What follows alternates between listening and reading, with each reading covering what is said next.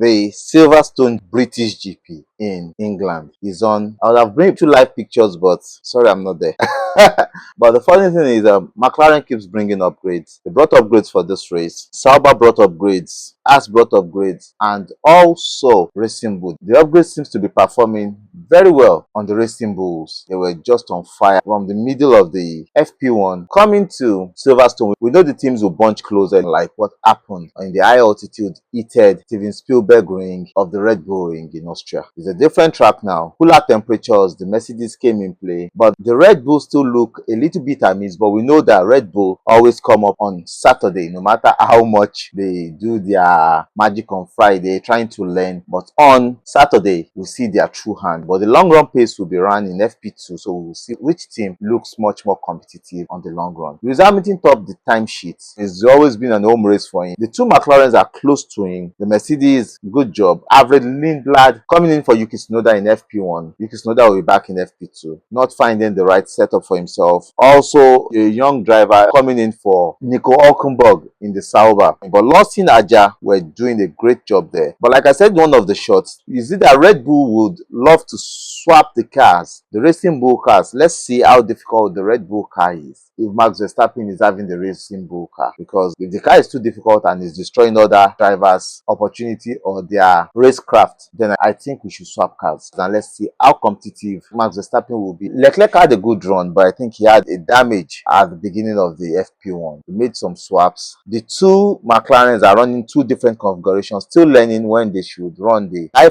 downforce wing and the mid downforce wing on the rear wings. And also on the front wings, they are running different configurations. Their suspension still looks different. The weather might be a little more damper tomorrow or on Sunday for the race, so they will need to know which is best. And I think it's a good thing you have equal drivers to be able to test with, which most of the other teams don't have. So that's a good leverage for McLaren to test all through the weekend to know what is good for them for the race. I think other teams should even look into that to know how they will be able to balance up. Congratulations to Nigerian American Ugochukwu qualifying second for the sprint race tomorrow in the F3. What a good qualifying for him, coming second sprint race tomorrow. I'm really rooting for him. This is what we want to see. This is what we want to celebrate as Nigerians, and a great one for Solov of Red Bull Junior for qualifying P1 in the qualifying. The Williams did a great job. You can see Albon coming back doing a wonderful job in his own space. But how will they be able to qualify tomorrow? Other teams have brought upgrades. They look a little bit closer to the top teams, though qualifying will separate the men from the boys. But how would it shaping up for the midfield teams tomorrow in the main race on Sunday? So FP2, everybody picking up pace. Unfortunately, the Red Bull is still far off. They might be hiding something because they look fast. But Max Verstappen was complaining of himself losing the front end of the car. Also, Oliver Biermann was complaining about that. But it's a normal thing sometimes, Max Verstappen not having a front rear end, but he's losing it this time and he's complaining about it. And his teammate is also having a lot of struggles. This practice session is over a second behind his teammate in the 2 practices. The Red Bull brought performance upgrades and they're testing on this car. Maybe that was why they're not finding the right front end. Aston Martin brought upgrades. They used their performance upgrades on Fernando Alonso's car in the FP1. Now they had the upgrade on both cars in FP2. Remember, the Aston Martin's HQ is just 500 meters away from Silverstone, so they can walk down overnight or even during the race to their headquarters and say, hey, go and bring tire. That's how close it is. But I think the Ferrari are looking very, very good. The floor they brought in Austria is working. That floor is showing some performance. To me, they would have brought the rear, but they want to have a filming day in Mugello during this break to test the rear end. But what if the rear end does not really work? For me, they should have brought it now, test it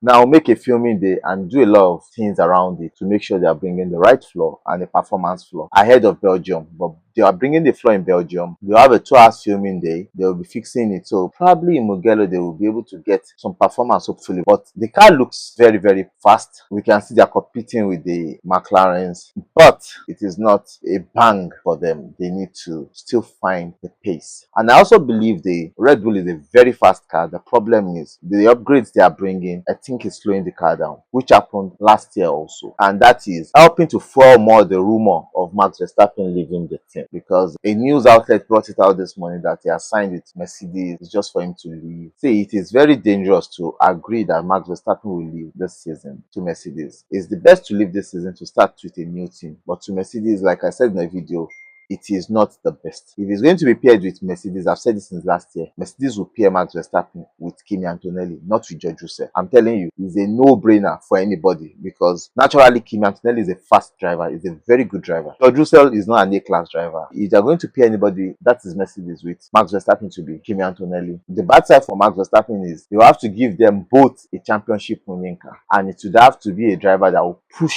Max Verstappen, which even if others are not pushing him, the driver will be pushing him, and that might be what Max Verstappen will not like. He would rather have a driver that will be like 2 tenths away from him so that he can be winning. The driver can come in either second or third or fourth thereabouts, in which his team now is not doing. And I think the team is trying to bend to find a way to compensate, but it is not working for them. And that is why Red Bull is where they are now, because they're in a place in which is very difficult, in a place of hard tone and hard rock. They are trying to not make everybody see why they are failing. We know Yuki Tsunoda struggled in his first year in Formula One, but he has gotten his footing. Now you are destroying it. It's just a sorry case. But for me, the best thing for Max Verstappen is to go to Aston Martin. Aston Martin is his best home. A reunited marriage with under power unit and Andre Newey will be a perfect marriage for him. But it's still speculations, but I don't think he would leave for Mercedes. And I think Mercedes should start working on getting a better driver and see how they can reintroduce Lewis Hamilton into the team. Not as a driver. In 2-3 years time, Lewis Hamilton might stop driving. How can they introduce him, reintegrate him into the team to help the driver development, the growth, and every other aspect, in which they failed to do, and that's why they've lost him to Ferrari. Because if Ferrari integrate him into that team, F1 will be in problem, because he might be one of the people that will change the fate of Ferrari in championship. But it's just to say, let's see what happens for real. And we saw that the Red Bull used 2 different rear wings in FP1 and FP2. They're still testing a lot, trying to find the balance, and they are not finding it. Maybe the FP2 rear wing will work for them, but let's see how it will work tomorrow. But let's see what comes up in FP3 and the qualifying tomorrow. The qualifying is going to be bangers. They are going to be very close, and the main race is going to be crazy. You don't want to miss it. I love you guys. Bye. Cheers.